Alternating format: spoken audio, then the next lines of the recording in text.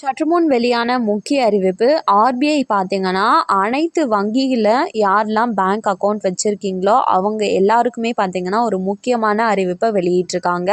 அதாவது ஒவ்வொரு பேங்க்குக்குமே பார்த்தீங்கன்னா இவ்வளோ அமௌண்ட் தான் இருக்கணும், அதுக்கு மேலே நீங்கள் அமௌண்ட் போட்டு வைக்கிறீங்க அப்படின்னா அதற்கு ஆபத்து அப்படிங்கிற மாதிரி சொல்லியிருக்காங்க. இதை பற்றின முழு விவரம் நீங்கள் தெரிஞ்சுக்கணும் அப்படின்னா வீடியோ கொஞ்சம் கூட ஸ்கிப் பண்ணாமல் முழுக்க பாருங்கள், அப்போ தான் என்ன சொல்கிறோம் அப்படிங்கிறது தெளிவாக புரியும்.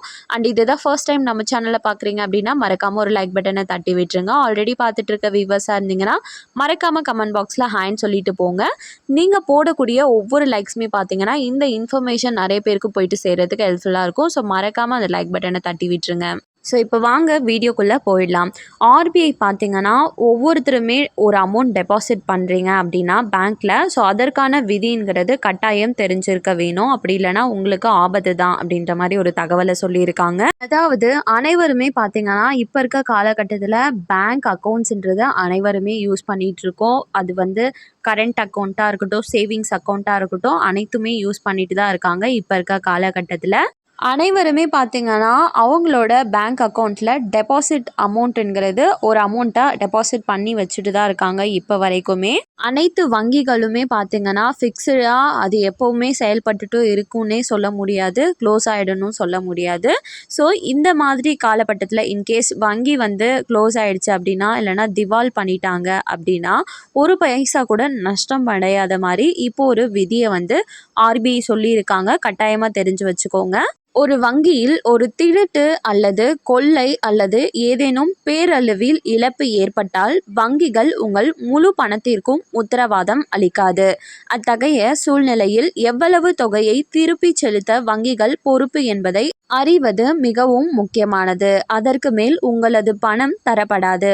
டெபாசிட் இன்சூரன்ஸ் மற்றும் கிரெடிட் கேரண்டி கார்ப்பரேஷன் சட்டம் 1961 பிரிவு 16(1) கீழ் வங்கியில் எந்த வடிவத்திலும் டெபாசிட் செய்யப்பட்ட உங்கள் பணம் ரூபாய் 5 லட்சம் வரை மட்டுமே உத்தரவாதம் அளிக்கப்படும். இதைவிட அதிக பணம் டெபாசிட் செய்யப்பட்டால் வங்கி நஷ்டத்தில் மூழ்கிவிட்டால் உங்களது பணம் திரும்ப பெற இயலாது.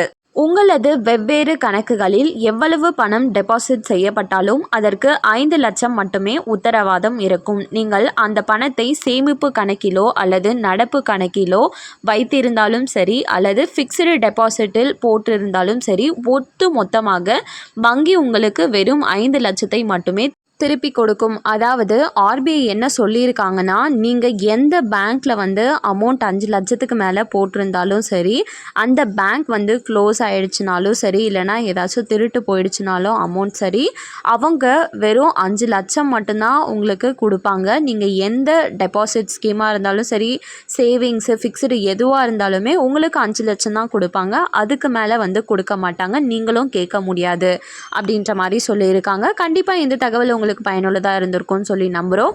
மேலும் இது போன்ற கவர்மெண்ட் அறிவிக்கிற அனைத்து உண்மை அப்டேட்களையும் உடனுக்குடனே தெரிஞ்சுக்க மறக்காமல் நம்ம சேனலை சப்ஸ்கிரைப் பண்ணி வச்சுக்கோங்க. அப்படியே இந்த வீடியோ பிடிச்சிருந்தா மறக்காமல் லைக் பட்டனை தட்டி விட்டுருங்க, ஷேரும் பண்ணுங்கள். தேங்க்யூ ஃபார் வாட்சிங்.